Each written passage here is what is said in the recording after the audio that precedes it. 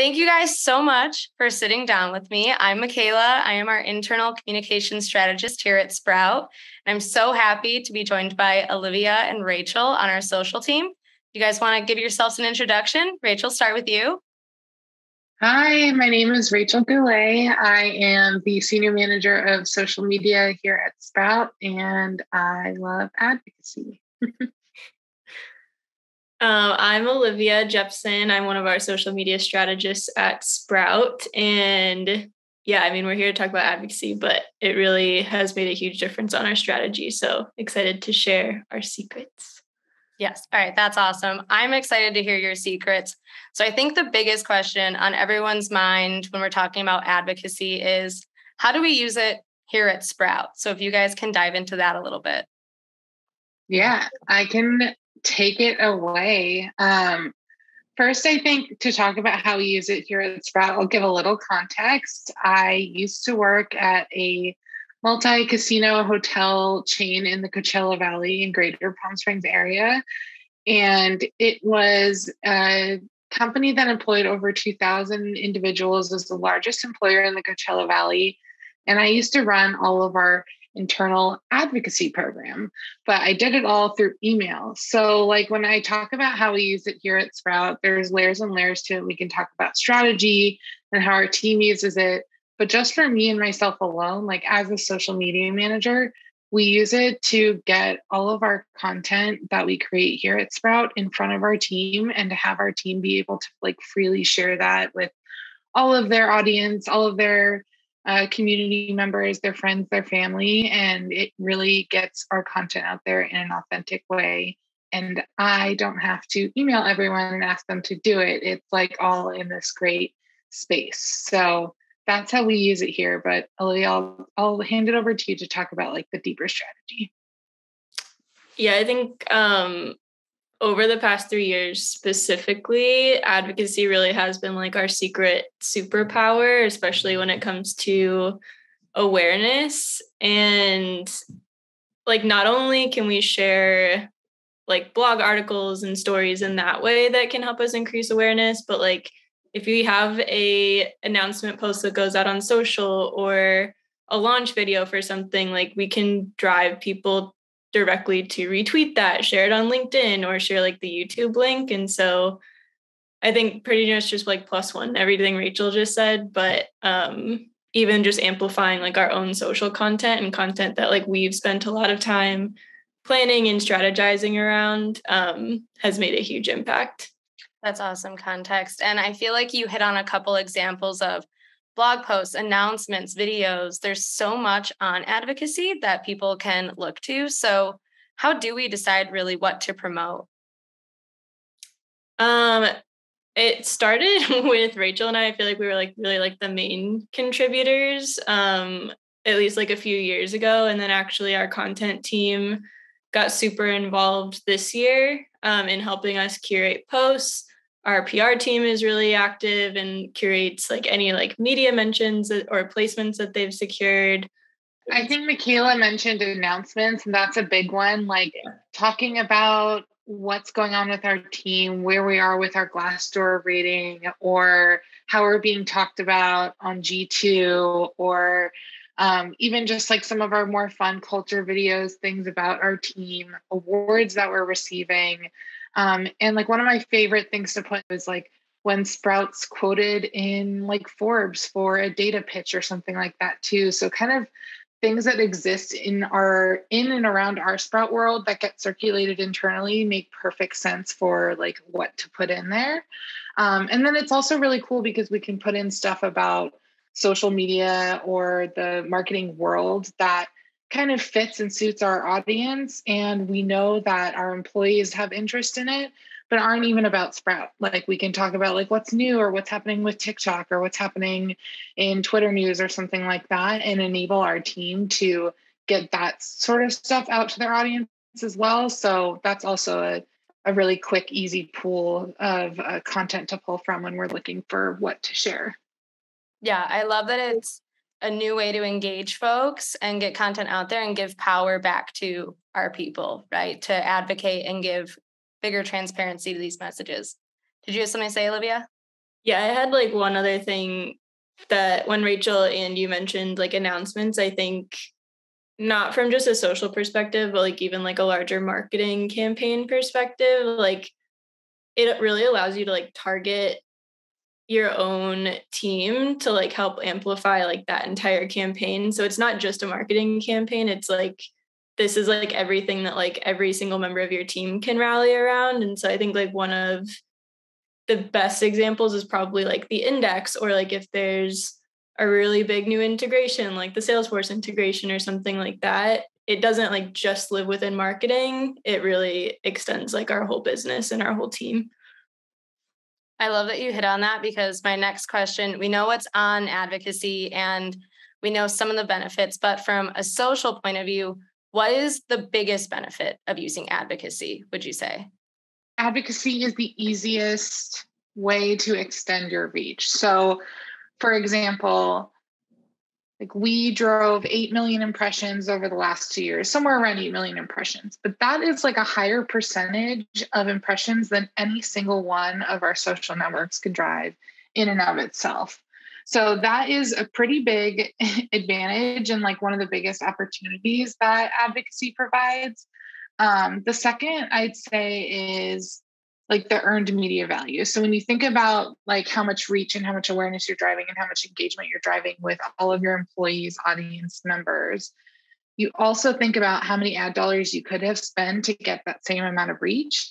So when you look at our earned media value, just in the last year alone, we have an earned media value of over $320,000. So it's just thinking about how much money we could have been spending on ads to maybe not even reach the right people. So it's just an awesome way to kind of extend what organic social can do in a really impactful, like hits the bottom line kind of way. I think, yeah, I mean, I think those are like the two like most obvious. I also think another team that is really active at Sprout is our recruitment team. And so even like having like specific teams share an open role on their team, or just like employee like retention and like getting the attention of prospect employees, I think is another huge benefit, because they're not just seeing, you know, what a great place this is to work through like the lens of Sprout, but they're seeing it like through our own team in like a really authentic way. Awesome insight. Thank you both so much for all of that. I'm just curious, from an internal comms point of view, we have a certain cadence of how we contribute to our communications when we're sending things out. So for you guys, how do you find the time and how do you manage curating posts? I think like the one thing that has been really helpful in curating posts, because I mean, we do a fair amount of this, but like being able to distribute it across some of those other teams that we mentioned earlier, like content or product team or the recruitment team, I think has been really helpful, especially like keeping up with cadence. I would say we probably have a new advocacy story go up probably every day at least. I think really like the goal and like having people to share it too is we do schedule a newsletter for every Thursday morning. So we try to get all of our advocacy stories up in there by Thursday so that we can like really publish new content and push new content for our team to share, so that it's not like always repeat every week. And I think that has been successful. But Rachel, I'll pass it to you. Yeah, I would say 4 to 5 times a week is about how many stories are in there. Although you'll have some crazy weeks where we are launching a bunch of things and it requires 12 stories in 1 week. So we try to balance that out. I think another thing to think about when you're thinking about curating for advocacy is it's not just putting the story in there, it's also writing the internal note and creating, I don't know, 6 to 18 versions of social copy so that there's variety for everyone, for every network, and making sure you're tagging folks on Twitter for different variations. So there's a lot that goes into curation. So it's a really important question. I'm glad you asked it, because it's important that we also empathize with what it takes to stand up these programs as a social media manager.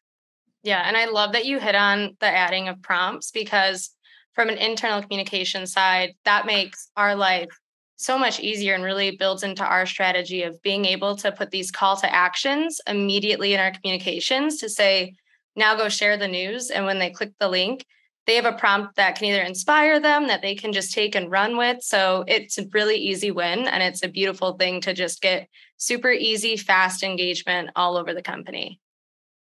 Which Sprout feature helps us integrate advocacy into our larger strategy here?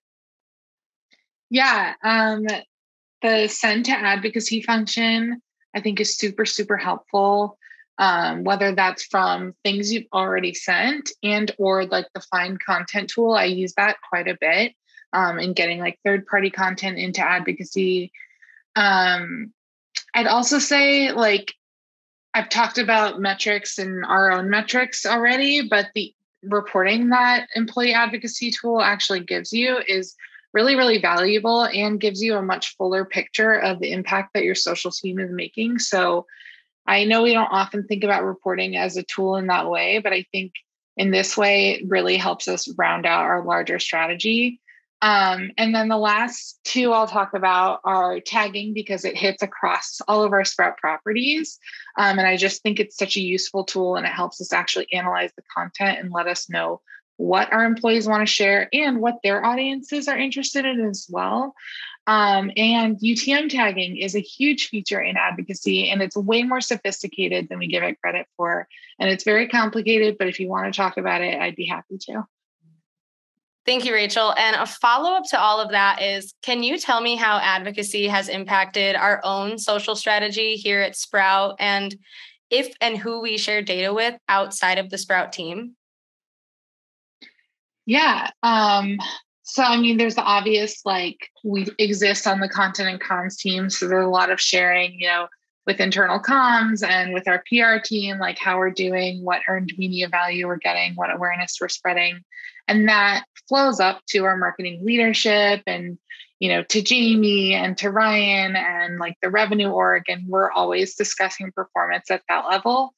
I think also people don't realize when they ask, like, how is this piece of content performing, or how is the index performing, or how is news about Salesforce performing? A big chunk of what we're talking about when we say it performed well or it outperformed our awareness expectations is actually that advocacy data. So we're sharing this data all the time across like the revenue organization. And as Olivia's mentioned previously, our recruitment team uses advocacy, and our engineering team uses advocacy, and we have a couple other teams with vested interest in how this content's performing. So we share the data that way. How can advocacy help comms teams overcome some of their biggest challenges? So I guess the first question is, where does it fit into the current landscape? I think I can start on this one, but I think this is something that Rachel and I have talked a lot about. And advocacy, I think, like, in short, is just really important right now, because there are a lot of challenges that social media managers and social professionals are dealing with, including algorithm shifts, which I know that we can all relate to, smaller teams, and like even budget cuts in the coming year. As we look ahead, like, these challenges aren't going away, but advocacy can really help you reach your goals and amplify your work to overcome some of them. And amplification really is the key to breaking through the noise, increasing your reach and awareness, expanding your audience, and just standing out on social. Yeah, I think if I can add two specific challenges. One, LinkedIn is a breakthrough channel right now, and it can be really expensive to place ads on there or to break through as a B2B organization or as an enterprise organization, as it's a really saturated network for those types of organizations. And like, advocacy is a perfect prime network for LinkedIn, because everyone wants to share with their professional audience what's going on at their job. So it's a really natural fit, and it's a really great way to kind of harness the power of LinkedIn in the social space today. And then the other specific challenge I would say is analyzing content and securing budget to create more content can also be really challenging. And so one key way you can do this is through your direct data. Another key way is through listening data. And a third key way is to show how much more reach this content can get if it's more presentable and more shared by your employee audience as well. And so like to secure budget for making a video, employee advocacy data can actually help you do that, or to showcase how much more reach you can get than paying into a creator program or something like that. Advocacy is a really good alternative when you're facing some of those challenges as well. Yeah, thank you guys for hitting on that. And I think, Olivia, you said it, that amplification is the key. And from an internal side too, that's really the focus. It's amplification and engagement, especially as we look at being in a digital, remote first kind of work environment. Our goal is to always make engaging content. And as I've said before, the call to action and the actual like just easiness of advocacy to give power to our employees to stay in the know, stay engaged, but also broaden their networks, share with their people the exciting news, because we can't just pop over the cubes anymore and say, hey, did you see this? But we can share it all over social, and advocacy really gives us the power to do that. So anytime we can fit it into our internal messaging is a win for us. Going off of that digital first remote work, we've all had to adapt over the last few years. So can you tell me a little bit how advocacy has set the stage for the future? Yeah, I mean, we all had to adapt a ton in 2020, I think, and, becoming more hybrid organizations, moving into a more remote friendly world, social becoming the number one source of information for everyone from personal to professional life. I think all of those really set the stage for advocacy to be a solution. We've got a higher need for amplification, a higher need for authenticity, a higher need for customer care that feels authentic, for audience interactions that feel authentic. So I feel like all of the things that we've learned as we went through 2020, 2021 have really like set us up to kind of put all of our, ducks in a bucket. I don't know if that's a word. I don't know if that's a thing, but like kind of put all of our faith into advocacy as a solution for us to get the word out in a way that feels like organic, authentic, and impactful. Awesome. I love that. Well, I appreciate you guys chatting again. If there's anything else you want to add? Actually, I have a question for you, Michaela and Olivia. Just as we round out, I've had so many good memories with our advocacy program and launch days, but I'm curious if you two have a favorite memory of a little groundswell moment from advocacy that you've seen. Yeah, I think, seeing LinkedIn feeds is one thing, but I recently saw someone just take a video screenshot of their LinkedIn, and it was flooded with all Sprout mentions. It was a big launch day, and it was like a solid 2 minutes of just full Sprout folks. And that was pretty incredible to see it on my end, but then see my face pop up on someone else's feed because we're all posting about it. I think it shows that when people rally and have faith in something and power, it really does go far and wide. I think mine is between like our Year in Social campaign or the Sprout Spotlight Awards that we did a few years ago. I think like those campaigns really celebrate our customers. And so to see like everybody on Team Sprout celebrating our customers and like recognizing the work that they were doing was, I don't know, it touched my soul. And I think like if our customers saw that too, that would be just like a really like good moment for them. So yeah. Rachel, what is yours?